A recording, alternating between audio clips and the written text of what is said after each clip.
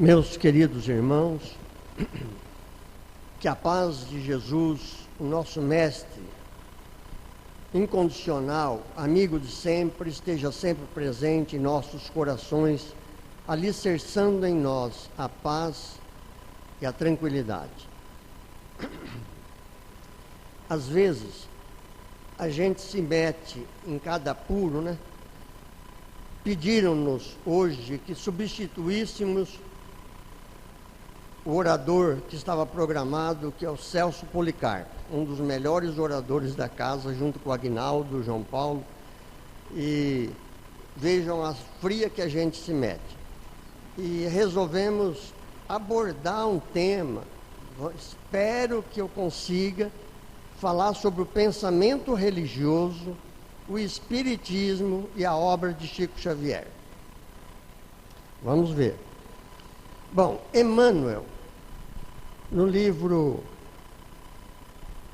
que tem o mesmo nome, afirma que o homem primitivo, o antropopiteco, que viveu aproximadamente há 50, 60 mil anos atrás, já trazia sentimentos religiosos, embora um tanto bizarros.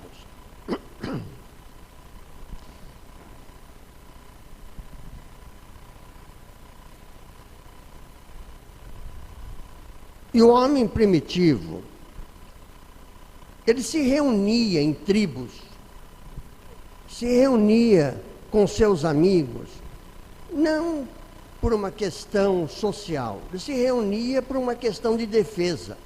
Os próprios animais andavam em bandos, andam até hoje em bandos, por uma questão instintiva de defesa.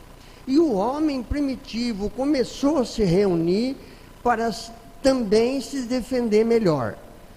E foi assim que o homem primitivo desenvolveu uma ideia de um Deus primitivo. Um Deus primitivo ao qual ele orava para esse Deus, para que esse Deus pudesse trazer uma boa colheita, que esse Deus primitivo pudesse trazer uma boa pesca, que esse Deus primitivo pudesse trazer uma boa esposa para o seu filho, ou um bom esposo para a sua filha. Faz favor de abrir. Obrigado. E esse homem primitivo tinha uma ideia de Deus completamente diferente. Parece que até hoje nós ainda temos pensamentos do homem primitivo que trazemos dentro de nós. E isso está certo, não está errado. Mas nós trazemos, por exemplo, recentemente, uma pessoa tinha o filho viajando que ia para a Unicamp. E de repente aconteceu um acidente no caminho. E aí eles estavam em 4 pessoas. E eu estava na casa da família cujo filho estava viajando. E a mãe ficou apavorada. O que? Aconteceu um acidente? O que foi? Alguém se machucou. Aí ele disse, o fulano, o ciclano se machucaram. Mas comigo não aconteceu nada. E a mãe teve uma atitude interessante. Ela disse, graças a Deus. Ou seja, o filho dos outros não tem problema. Esse homem primitivo pensava assim. O que estava bom é o que era para ele, o que estava para os outros não era bom. Bom, esse homem primitivo, por milhares de anos, segundo Emmanuel, ele trouxe essa ideia do Deus primitivo. Vem Moisés, e quando Moisés vem, o Moisés traz uma nova doutrina. Ele traz uma doutrina de um Deus único. Antigamente havia Deus da pesca, Deus da caça, e os demais povos que foram se desenvolvendo tinham vários deuses. Quando Moisés aparece na cena da história aproximadamente há 4.500 anos atrás. Ele traz uma ideia diferente, a ideia de um Deus único. Mas a ideia que Moisés trouxe de Deus para nós era um Deus antropomórfico, ou seja, um Deus que parecia com a figura humana, um Deus que tinha raiva, um Deus que guardava ódio, um Deus que era rancoroso, um Deus que era vingativo. E essa ideia persistiu por milhares de anos e ainda continua até o presente momento. Quando Moisés traz essa ideia do Deus único, que foi aproximadamente durante 2000 anos, foi quando se aproximou da terra a Pleiade do Cristo. E a Pleiade do Cristo, que é o governador espiritual do orbe, vem trazer uma outra ideia para nós, vem trazer para nós a ideia de um Deus diferente, um Deus amor, um Deus Pai, consoante está narrado no capítulo 6, versículos de 7 a 9, onde se fala do Pai Nosso, a história de Deus, propõe uma doutrina totalmente espiritual e cheia de amor, cheia de compreensão e ternura. Tira a lei de Italião e coloca a lei do amor. Manda perdoar 70 vezes 7 vezes. Manda que as pessoas se amem como se amam a si mesmo. Ame o seu irmão como se ama a si mesmo. Mas os homens da época traziam vários atavismos da época de Moisés. E como ele trazia vários atavismos, eles deturparam totalmente a religião que o Cristo propunha, a ideia que o Cristo propunha de Deus. Em 325 acontece o Concílio de Nicéia. O Concílio de Nicéia, que foi estabelecido por Constantino, ele une os padres e bispos da época que estavam começando e transforma o cristianismo numa religião de Estado. No momento que ele transforma o cristianismo numa religião de Estado, a religião dominante passou então a atacar mais os seus adeptos, passou a não respeitar, e com a morte de Santo Agostinho e com a queda do Império Romano, os historiadores estabelecem essas duas datas mais ou menos próximas como o início da Idade Média. E a Idade Média veio com tudo e ficou instalado na Terra por 1000 anos. Foram 1000 anos de treva profunda. Foi a época da caça às bruxas, às pessoas que tinham mediunidade. Foi a época que a igreja mais se desvirtuou, embora alguns luminares da igreja apareceram na época, como, por exemplo, Francisco de Assis, em 1200, Joana d'Arc, quase no fim da Idade Média, terminando a Guerra dos 100 Anos, Joana d'Arc vem à Terra, e assim vários luminares. Mas mesmo assim, a igreja manteve-se com aquele pensamento único e de atacar as pessoas, e que só ela tinha razão. Isso vai até quando começam as grandes navegações, ou seja, por volta de 1500, quando o príncipe de Portugal lança as navegações, o infante Dom Henrique. O infante Dom Henrique estabelece vários aparelhos que eram o espírito luminar reencarnado para isso, para serem descobertas novas terras, porque havia um projeto religioso de Jesus na implantação da doutrina de amor em outras terras. E começam as grandes navegações. Para que os irmãos tenham a ideia, é nessa época que surge também na Europa o luteranismo, que Lutero não gostava dessa palavra. Mas para que os irmãos tenham uma ideia, quando Martim Afonso estava fundando São Vicente em 1532, Lutero já estava traduzindo a Bíblia no castelo de Vatvirpe. E o Lutero, em 1534, ele estava com a Bíblia totalmente transcrita. Se bem que ainda era uma escrita atrás da outra, não era dividido em capítulos e versículos, que só veria acontecer, mas vejam bem, tudo muito perto.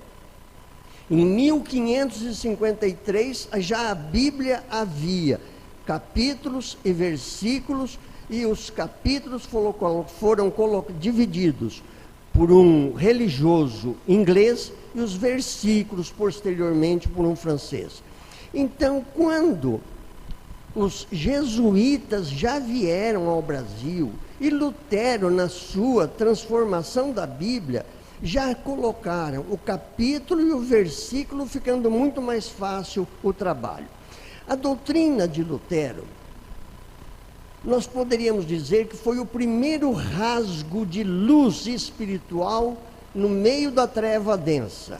Mas Lutero, como monge agostiniano que era, infelizmente ele manteve na sua doutrina, uma vez que ele vivia uma época onde o satanismo era o conceito dominante, ele manteve na sua doutrina o diabo, manteve um inferno e, naturalmente, todas as adversidades que vêm dessa interpretação. Esse, segundo o nosso ponto de vista humilde, foi um dos erros de Lutero. Posteriormente a Lutero, logo depois de Lutero, vem o Iluminismo. Com o Iluminismo, começam a mudar as ideias. Em 1848, Augusto Comte propõe uma doutrina chamada positivismo. O positivismo apanhou toda a elite literária da época. Camilo Castelo Branco era um positivista.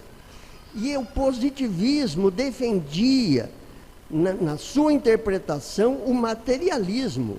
Porque uma vez que aquele Deus rancoroso, aquele Deus de barba, aquele Deus antropomórfico, era um Deus tão cruel, não valeria acreditar em nada. E foi tão grande a adesão à doutrina de Augusto Comte, que até aqui no Brasil nós tivemos o positivismo. A frase que nós temos, ordem e progresso, na nossa bandeira, é uma frase positivista. Logo depois, em 18 de abril de 1857, aparece o Livro dos Espíritos. O Livro dos Espíritos vem trazer uma nova proposta. A chegada de Allan Kardec propõe um relacionamento maduro com os espíritos. Mostra que aquelas pessoas que foram queimadas como bruxas ou como bruxos, na realidade eram médiuns. E quando Allan Kardec propõe a primeira pergunta, que está na primeira edição do Livro dos Espíritos, com 501 perguntas apenas, ele pergunta: o que é Deus? Ele não parte da pergunta quem é Deus. Não, ele pergunta o que é Deus, que coisa é essa que se chama Deus? Que figura é essa que se chama Deus? E a resposta foi tão inteligente quanto a pergunta.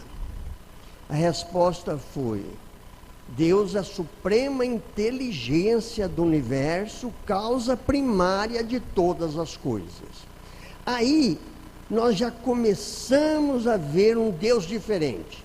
Se ele é a suprema inteligência do universo e a causa primária de todas as coisas, nós vamos aprendendo com esta obra que o mundo espiritual, aliás, no livro dos Espíritos inteiro, nós entendemos dessa maneira, o mundo espiritual está estratificado também em sociedades.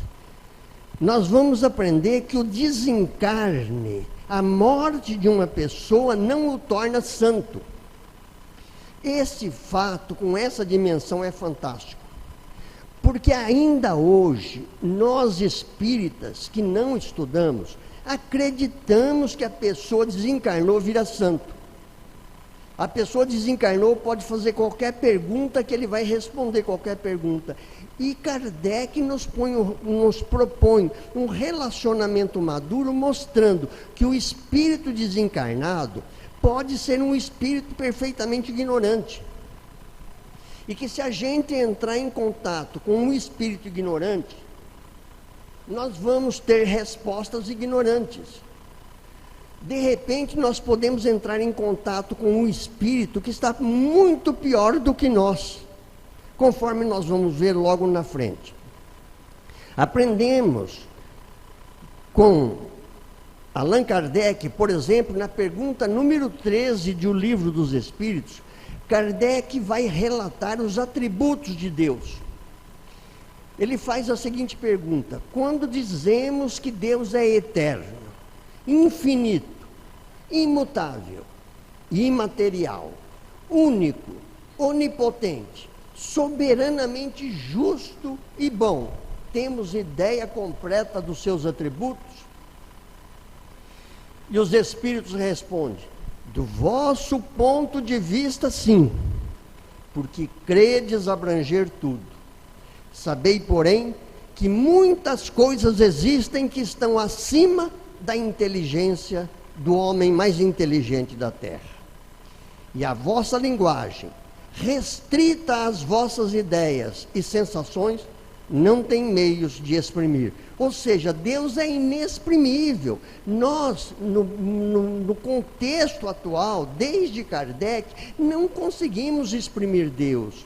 Tal a soberania dele. Nós não temos nem ideia do que é Deus. Recentemente, numa palestra, numa casa pequena, que nós estamos excepcionalmente fazendo palestra em casas grandes, nós comentamos que Deus não tem boca, não tem ouvido, não tem nenhum órgão dos quais nós temos.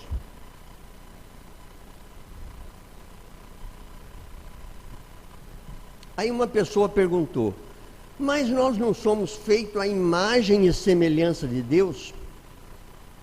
Eu disse: perfeitamente. Nós somos feitos à imagem e semelhança de Deus em nível espiritual. Nós trazemos de dentro de nós, quem falou isso foi Jesus: vós sois deuses, um D minúsculo, vós sois a luz do mundo. E quando ele disse isso, ele disse mais uma coisinha: brilhe a vossa luz diante dos homens. Nós não conseguimos evoluir se nós não tivermos diante dos homens. Nós só evoluímos em contato com o ser humano. Faz parte desse trabalho. Aprendemos com essa resposta que Deus é um Deus de amor, que Deus é um Deus Pai, como foi predito por Jesus há 2000 anos. Reformulando o que nós havíamos afirmado, capítulo 6, versículo 9, a oração dominical, Pai nosso que está nos céus. Quando Jesus declama esse poema, que é a oração dominical, e que Mateus trouxe na íntegra para nós, mostra que Deus é amor. Perdoa, Senhor, as nossas dívidas, assim como perdoamos a quem nos tem ofendido, ou os nossos devedores. Nós estamos estabelecendo uma troca. Na questão 625, Kardec pergunta qual é o tipo mais perfeito que Deus ofereceu aos homens para lhes servir de guia e modelo. Ora, servir de guia é uma coisa. A gente vai, por exemplo, em uma excursão, aqueles que têm condições de ir numa excursão, vai ter um guia, que ele vai em determinado lugar, vai no outro, vai contar uma história, vai contar outra, mas modelo é uma coisa moral, é uma coisa transformadora. Esse modelo é que nós temos que seguir. E seguir um modelo, nós poderíamos perguntar, quem é o seu alfa? Modelo é um alfa. Os animais têm um alfa que eles seguem. Quem nós estamos seguindo na nossa vida religiosa? Que tipo de atitude nós estamos tendo no dia a dia? Emmanuel, no livro A Caminho da Luz, afirma que no nosso sistema existe uma pleiade de espíritos puros e perfeitos, do qual Jesus é um dos seus membros. Então, a primeira coisa que nós precisamos aprender é trabalhar em pleiade, é trabalhar em equipe. Se nós não aprendermos a trabalhar em equipe, vai ser muito difícil nós evoluirmos. Allan Kardec, no livro A Gênese, nos caracteres da revelação espírita, item 55, informa que o espiritismo é uma doutrina progressiva. Ora, se o espiritismo é uma doutrina progressiva, significa que ela não parou lá no Livro dos Espíritos, não parou no Pentateuco que Kardec nos ofereceu. Kardec nos ofereceu 5 obras, e depois mais uma que foi escrita após a sua morte. Que outras obras completariam a doutrina, as revelações? A primeira revelação foi a de Moisés, a segunda foi a de Jesus, e a terceira foi proposta por Allan Kardec. Aliás, um espírito de alta luminosidade que vem com uma programação e segue essa programação até o fim. Na sua vida, ele segue em todos os passos, sem cair, nem em nenhum momento. Depois dele, nós só temos uma pessoa que seguiu esse princípio. Foi Francisco Cândido Xavier, que foi um médium que não faliu. Foi um médium que não deixou com que o mundo falasse mais alto, que não deixou que a vaidade o possuísse. E nas obras mediúnicas trazidas por Chico Xavier, nós vamos vendo o sentido da progressividade da doutrina espírita. E essas obras que foram trazidas pelo Chico Xavier, com dezenas de espíritos se comunicando por ele, foi supervisionada por Emmanuel, seu guia espiritual. E obras como a de André Luiz, que nós vamos citar daqui a pouco, obras de Humberto de Campos, obras maravilhosas como Brasil, coração do mundo, pátria do Evangelho. O Brasil não está uma desgraça como é pregado pela Rede Globo e outros meios de comunicação. O Brasil tem um propósito para o futuro, e esse futuro existe, e nós precisamos acreditar nele. Nós vamos voltar nesse assunto. Na pergunta 961 do Livro dos Espíritos, Kardec faz uma pergunta muito interessante. Ele pergunta: no momento da morte, qual o sentimento que domina a maioria dos homens? A dúvida, o medo ou a esperança? Eu estou lendo literalmente o Livro dos Espíritos aqui. Então, 961. No momento da morte, qual o sentimento que domina a maioria dos homens? A dúvida, o medo ou a esperança? Resposta: a dúvida para os céticos e endurecidos, o medo para os culpados, a esperança para o homem de bem. Olha que coisa fantástica. É um tipo de resposta fascinante.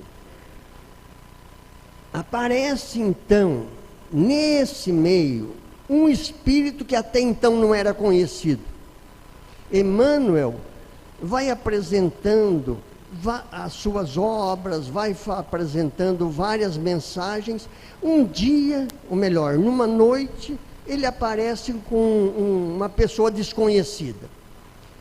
Ele aparece com essa pessoa desconhecida, posta-se ao lado do Chico e diz: Chico, o nosso amigo aqui vai escrever muitas coisas através de você. Por isso ele vai ficar um tempo longo ao seu lado. E o Chico pergunta: e qual é o nome do nosso amigo? O Emmanuel diz: como é o nome do seu irmão que está dormindo aí do lado? Ele falou: André Luiz. Ele falou: o nome dele vai ser André Luiz. Então nós não sabemos. André Luiz é um nome ficção. Ele mesmo diz isso no princípio do livro Nosso Lar. Ele vai dizer que perdeu a identidade para poder servir melhor. E ele escreveu para nós, o Nosso Lar. Essa obra foi escrita ela foi dado o pontapé inicial nas obras do Chico Xavier a 3 de outubro de 1943. E logo no prefácio, ele diz o seguinte: uma vida, uma existência é apenas um ato. Um ato é aquele tempo que na novela, quem assiste a Globo faz plim-plim, passa a propaganda, tal, aí começa a novela outra vez. Isso é um ato. Um corpo, uma veste. Só isso. Não importa o número de rugas que nós temos no rosto, o que vale são as rugas do coração. E tem muita gente que não tem nenhuma ruga no rosto, mas está cheio de coração enrugado. Um século, um dia. Um serviço, uma experiência. Um serviço, uma experiência. Aqueles de nós que temos um serviço bem remunerado, um serviço que nós temos que prestar contas à nossa consciência, é simplesmente uma experiência. O que nós estamos levando dessa experiência conosco? Um triunfo, apenas uma aquisição. E ele continua: uma morte, um sopro renovador. Aí o André Luiz faz uma pergunta: quantas existências, quantos corpos, quantos séculos, quantos triunfos, quantas mortes necessitamos ainda? Essa pergunta é para nós. Quantas mortes nós necessitamos ainda para melhorarmos o nosso padrão mental e psicológico? Quantos de nós que não conseguimos ainda largar de fumar? Não conseguimos largar de beber? Uma coisa simples aparentemente. Quantos de nós que ainda usamos drogas? Será que não é hora de nós pensarmos? Aqui na casa nós temos um DESAAT, que é Departamento de Socorro e Amparo ao alcoolista, tabagista e toxicômano, que vai fazer 18 anos de existência. Toda segunda-feira, obrigado. Toda segunda-feira, às 8 horas da noite, venha fazer uma visita. E continua. O André Luiz continua: em toda parte, os cultos em doutrina e analfabetos do espírito. Nós podemos ver isso em todas as religiões. Em todas as religiões nós vamos ver os cultos da doutrina, mas são analfabetos de espírito. A maneira de como a pessoa age não tem nada a ver com o que ela fala, o que faz na doutrina. E continua. É preciso ainda muito esforço para o homem ingressar na academia do Evangelho do Cristo, ingresso esse que se verifica quase sempre de estranha maneira, ele só, na companhia do Mestre, recebendo lições sem cátedras, visíveis, e ouvindo vastas dissertações sem palavras articuladas. O que ele quer dizer é que quando nós temos que exercitar a paciência com um amigo, naquele momento nós estamos trabalhando dentro de nós uma lição sem cátedra visível. Nós temos o nosso companheiro Israel Sestari, e ele tem uma palestra onde ele diz que é como se nós tivéssemos um cabide com vários capotes lá na entrada do centro. A pessoa entra e veste o capote da ternura, ele passa a ser terno com todas as pessoas. Veste o capote do amor, passa a ser amoroso com todas as pessoas. Veste o capote do equilíbrio, passa a ser equilibrado com todas as pessoas. A hora que ele vai embora, ele pendura o capote de volta e sai para a rua, atropelando todo mundo. Então, no capítulo 6, ainda de André Luiz, do livro Nosso Lar, esse capítulo é muito precioso. Aliás, ele se chama Precioso Aviso. Nesse capítulo, Clarencio, que era um ministro que foi resgatar o André Luiz, ele vai fazer uma visita no quarto do André Luiz. E quando ele vai fazer a visita no quarto do André Luiz, ele chega e faz uma pergunta carinhosa. Ele diz: então, como está? Melhorzinho? Eu lembro do doutor Aguinaldo, quando a gente está internado na Santa Helena, ele chega e fala: e aí, melhorzinho? É uma característica dele. Isso é um tratamento muito particular, de muito amigo, de pessoas familiares. E aí, melhorzinho?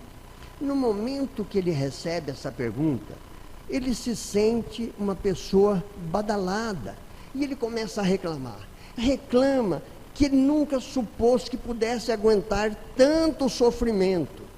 Que a vida dele virou um desastre. Que ele nunca supôs que será feito da esposa dele. Será que está chorando sobre as suas cinzas? E naquele tempo não tinha crematório. Então ele devia estar se referindo à campa mesmo. Bom, ele reclamou, lamentou. Aí o Clarencio olha para ele fixamente e pergunta: meu amigo, deseja você de fato a cura espiritual? Veja bem, o André Luiz, quando desencarnou com um câncer, com uma oclusão intestinal, uma ferida muito grande no intestino. Ferida essa que ele adquiriu através de sífilis. Ou seja, se ele tinha a doença sífilis, que era uma doença sexualmente transmissível, sinal que ele não era um grande virtuoso homem. E quando o Clarencio pergunta se ele quer a cura espiritual, ele não pergunta se ele quer que a ferida seja curada. Ele pergunta mais alto: você deseja a cura espiritual? Eu fico pensando que o André Luiz, na hora que recebeu essas perguntas, elas devem ter sido feitas com um jato magnético de tal maneira que o André Luiz não encontrou respostas. Ele não disse nada, ele só balançou a cabeça, dizendo sim. Aí o Clarencio diz para ele o seguinte, vou ler textualmente: meu amigo, Aprenda então a não falar excessivamente de si mesmo. Olha que coisa. Nem comente a própria dor. Lamentação denota enfermidade mental, enfermidade de curso laborioso e tratamento difícil. É indispensável criar pensamentos novos, disciplinar os lábios. O mesmo pai que vela pela sua pessoa, oferecendo-lhe teto generoso nesta casa, ele estava no hospital, atenderá os seus parentes terrestres.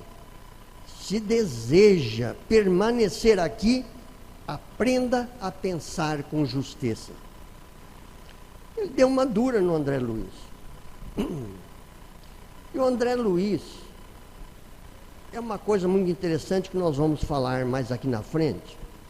O André Luiz, nós vamos observar que ele é um espírito que ele evoluiu lá no plano espiritual, que é coisa muito rara de acontecer, que nós vamos falar sobre isso. Porque ele se transforma de tal maneira, lá no plano espiritual, como espírito, que ele se torna um espírito lucificado, para poder trazer para nós várias mensagens de transformação. Ainda nesse livro Nosso Lar, no capítulo 20, o André Luiz vai passar uns tempos na casa do Lísia, porque ele não tinha onde morar. E lá ele conhece a dona Laura, que é a mãe do Lísias, e ela vai falar, dar uma lição do lar, dizendo que o lar representa na terra a figura geométrica de um ângulo reto, dizendo que a reta vertical simboliza o sentimento feminino, voltado para as aspirações criadoras da vida. Ou seja, em outras palavras, a mulher tem um psiquismo mais evoluído do que o homem. Não tem a menor dúvida. A reta horizontal significa o sentimento masculino, voltado para a luta de cada dia em busca do pão, em busca do dinheiro, em busca de pagamento das contas, etc.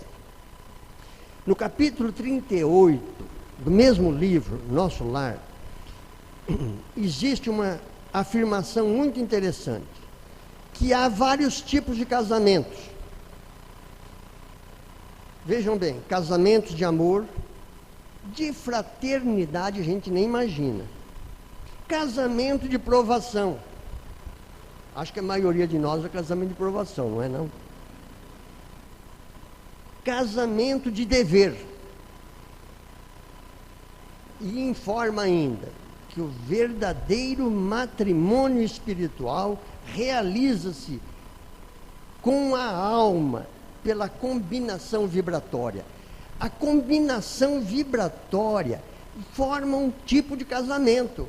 Chega num ponto, aliás, nesse aspecto, existe uma passagem muito interessante de Madre Teresa de Calcutá. Madre Teresa de Calcutá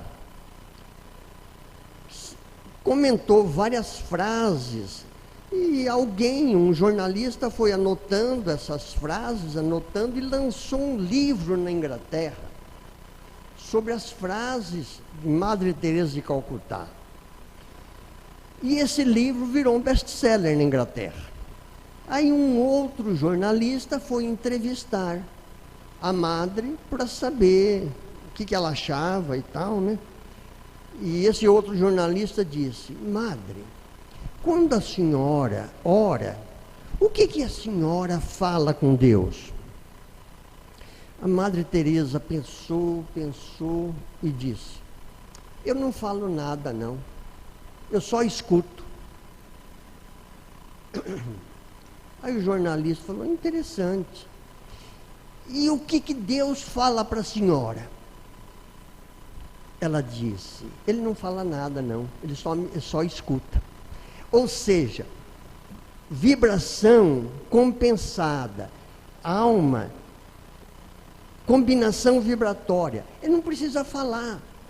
Quem amou alguém de verdade já sabe, precisa falar alguma coisa? Aquele que ama de verdade alguém precisa falar alguma coisa? Basta estar junto, basta sentir a vibração. Por isso que o casamento espiritual realiza-se pela combinação vibratória. Voltando ao livro dos Espíritos, na questão 459,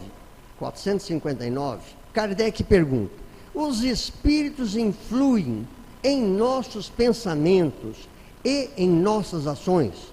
Resposta: nesse sentido, a sua influência é maior do que supondes, porque muito frequentemente são eles que vos dirigem. É uma coisa para a gente pensar. Na 464, Kardec pergunta: como distinguir se um pensamento sugerido vem de um bom ou de um mau espírito? Resposta: essa resposta do espírito é muito interessante. Ele diz: estudai a coisa, 2 pontos. É como se ele estivesse dizendo para o Kardec: usa o bom senso. Os bons espíritos não aconselham senão um bem. Cabe a vós distinguir. Efetivamente, bom espírito não dá nenhum pensamento ruim para a pessoa. Aliás, a decisão de praticar um ato ruim é da própria pessoa. Os espíritos não têm nada a ver com isso, conforme nós vamos ver daqui a pouco. Como vemos, os espíritos influem em nossas vidas. Isso nós acabamos de ver. Influem em nossos pensamentos. Influem em nossas ações. E a esse respeito, nós perguntaríamos, não precisa responder, mas pense com vocês: a tentação vem de fora ou ela nasce de dentro de nós? Somos nós que atraímos os maus espíritos ou eles nos procuram para nos atazanar? Ou para nos tentar, entre aspas? A esse respeito, também numa obra de André Luiz chamada Ação e Reação, no capítulo 8, Silas nos dá a seguinte informação: todos nós, sem exceção, possuímos, além dos desejos imediatistas comuns, em qualquer fase da vida, um desejo central. Observe essa palavra. Ou um tema básico dos interesses mais imediatos. Por isso, além dos pensamentos vulgares que nos aprisionam à experiência rotineira, pensar em comer, pensar em dormir, pensar em beber água, pensar em ir para lá, para cá. Além desses pensamentos rotineiros, emitimos com mais frequência pensamentos que nascem do nosso desejo central, que nos caracteriza. Pensamentos esses que passam a constituir o reflexo dominante da nossa personalidade. Desse modo, é fácil conhecer a natureza de qualquer pessoa, em qualquer plano, através das ocupações e posições que prefiram viver. Ou seja, cada um de nós, pelos nossos pensamentos constantes, aqueles que nós emitimos com mais frequência, nós somos um sonar. Sonar é aquele aparelho que fica emitindo uma luz e uma mensagem. Eu estou aqui. É usado por aviões quando caem, né? Eu estou aqui. É captado pelo satélite. O satélite vai localizar pelas coordenadas. Então veja, ele conclui: assim é que a crueldade é o reflexo do criminoso, a cobiça é o reflexo do usurário, a maledicência é o reflexo do caluniador, o escárnio, o reflexo do ironista, a irritação, o reflexo do desequilibrado. Tanto quanto a elevação moral é o reflexo do santo. E aí no livro Sexo e Destino, nós vamos, logo no prefácio, no primeiro capítulo, nós vamos ler que o berço inicia, o túmulo desdobra. E com raríssimas exceções na regra, somente a reencarnação consegue transfigurar-nos de modo fundamental. Ou seja, o túmulo é que vai desdobrar o que o berço inicia. E com raríssimas exceções a regras, então, existe exceções. André Luiz, por exemplo, é uma exceção. Evoluiu espiritualmente lá no plano espiritual.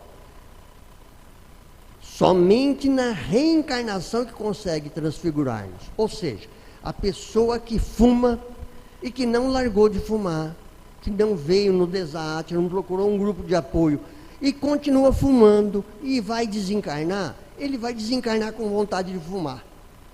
A pessoa que tem um mau hábito de beber, ele vai desencarnar e vai ter que encostar em alguém para sentir o hálito do álcool. Percebe que nós somos a estrutura espiritual que nós criamos para nós? Ou seja, nós somos o arquiteto de nós mesmos.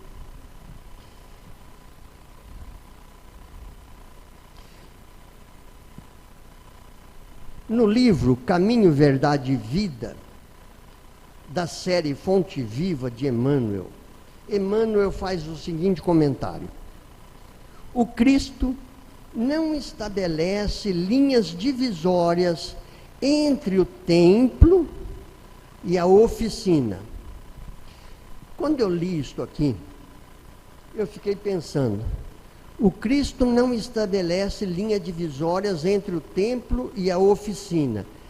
Quer dizer o seguinte, que a padaria que a gente vai, o mercado que a gente vai, o lugar que a gente vai tem o mesmo valor que esse templo, que qualquer outro templo, que nós temos que viver lá fora do jeito que nós vivemos aqui, que nós temos que emitir pensamentos de amor tal como estamos emitindo aqui.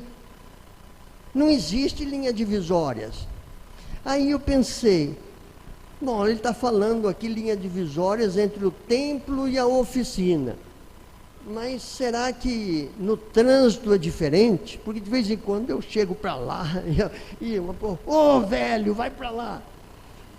Outras vezes eu vou para o outro lado e lá vem outro, eles chamam hoje de bullying, né?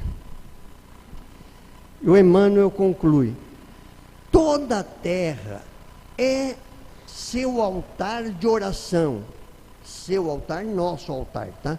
Toda a terra é seu altar de oração e campo de trabalho ao mesmo tempo, por louvá-lo nas igrejas e menoscabá-lo nas ruas, é que temos naufragado 1000 vezes por nossa própria conta.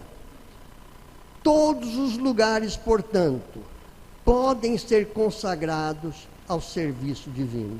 Aí eu lembro outra vez do cabide lá que a gente veste uma roupa para vir aqui e vestimos outra roupa quando a gente sai. Bom, já partindo para a fase final, como vemos, a doutrina é realmente maravilhosa. Ela nos ensina, primeira coisa, nunca desistirmos de nós mesmos. O mundo hoje tem 7 bilhões, um pouco mais de 7 bilhões de pessoas. Mas não tem nenhum igual a você. Nenhum. O seu jeito, o seu cheiro, a sua maneira de ser é único. Não tem nenhum no mundo igual. Pode ter semelhante, mas igual não tem. Porque nós somos criaturas únicas. E se nós somos criaturas únicas, nós não podemos desistir de nós mesmos. Nós temos que continuar aprendendo, nós temos que continuar trabalhando, nós temos que continuar investindo em nós mesmos, principalmente em nível religioso. Por isso, eu diria A você, meu irmão, a você, minha irmã, independente da idade que você tenha, nunca desista dos seus sonhos. Tenha sonhos. Faça dos seus sonhos um trabalho. Acredite nas suas conquistas. Acredite em você. Porque se você acreditar em você, você vai mudar o padrão vibratório da sua vida. Ame-se imensamente. Não estou dizendo amar outra pessoa, estou dizendo amar a você. Ame-se imensamente. Sabe por quê? Porque se você não se amar, quem é que vai te amar? Além do mais, você é a luz do mundo. Foi Jesus quem disse isso. Se Jesus fez a afirmação que todos nós somos a luz do mundo, é porque ele conhecia o potencial divino que existe em cada um de nós. É nisso que nós somos parecidos com Deus. É nisso que nós somos uma figura feita à imagem e semelhança de Deus. É aí que nós podemos ser deuses com D minúsculo. Mantenha sempre a sua autoestima elevada. Se você não mantiver a sua autoestima elevada, você pode contrair uma tristeza que vai derrapar para a melancolia e que vai derrapar para a depressão. Então mantenha sempre a sua autoestima elevada, aconteça o que acontecer. Seja alegre, jovial, de bem com a vida. Cultive o sorriso, mesmo nos momentos difíceis. Comentando sobre essa palestra, com outra característica, no domingo passado, eu comentei que a minha esposa é uma pessoa que ri facilmente. A coisa mais fácil que tem é a minha esposa sorrir. E eu lembro que certa feita, eu estava lá na clínica do Dr. Aguinaldo. E clínica, à medida que o tempo vai passando, as pessoas vão ficando carrancudas, com mau humor. E eu estava olhando os rostos das pessoas, todo mundo com a boca para baixo, assim, né? Aquela cara amarga. E de repente meus olhos cruzaram com o olhar de uma jovem. E esta jovem, ao tocar os nossos olhos, ela deu um sorriso. Olha, mudou a paisagem. Aquele sorriso mudou. O sorriso vale a pena porque ele abre a porta. Tanto que Meimei escreveu sobre o sorriso. O sorriso é o cântico das horas com que Deus te afaga a passagem pelo mundo. Se o sorriso é o cântico das horas com que Deus nos afaga a passagem pelo mundo, vamos continuar sorrindo. Vamos manter a nossa autoestima elevada em todas as circunstâncias. Cultive uma religião. Não estou dizendo para ser espírita. Se você está aqui porque você admira ou tem a simpatia pelo espiritismo, ótimo, excelente, se envolva com a casa. Mas cultive uma religião, não importa qual seja. Tenha uma religião e leve os seus filhos para uma religião. Sabe por quê? Porque um dia, no espaço e no tempo, a provação vai bater firme na alma, no coração do seu filho. E se você não der uma religião para ele, ele não vai ter estrutura para vencer aquele desafio. E ele pode, o que está acontecendo na época atual, se suicidar, o que é uma grande perda para a época atual. Muitos de nós estamos espíritas pela primeira vez. É uma doutrina jovem. Então, provavelmente, nós já fomos católicos, já fomos protestantes, mas espíritas, muitos de nós estamos tomando contato pela primeira vez. Raros estão pela segunda vez. Mas entre ser e estar espírita, vai uma grande distância. Se tiver um advogado diplomado, se tiver um médico diplomado, Ele pode dizer, eu sou advogado, eu sou médico. Se tiver um professor, eu sou um professor. Mas se a pessoa não tiver um diploma, ele não é, ele está. Assim como estamos hoje aqui fazendo uma palestra. Tenha fé em Deus e em si mesmo. Se você acreditar que você é capaz, você mudará todas as circunstâncias da vida. Mudará de tal maneira que as pessoas vão começar a gostar de você. Do jeito que você é. Por isso, tenha paciência com as pessoas. Qual é a imagem que estamos fazendo de nós mesmos? E terminando o bate-papo da noite de hoje, que eu espero que tenha me feito compreender, eu lembro um poema de Irene S. Pinto, uma poetisa que escreveu através do Chico Xavier, e ela escreveu um poema que diz o seguinte: Deus te abençoe, o gesto de carinho, alma da caridade branda e pura, pela migalha de ventura aos tristes do caminho. Deus te abençoe, a refeição sem nome, que trazes cada dia aos cansados viajores da agonia, que esmorecem de fome.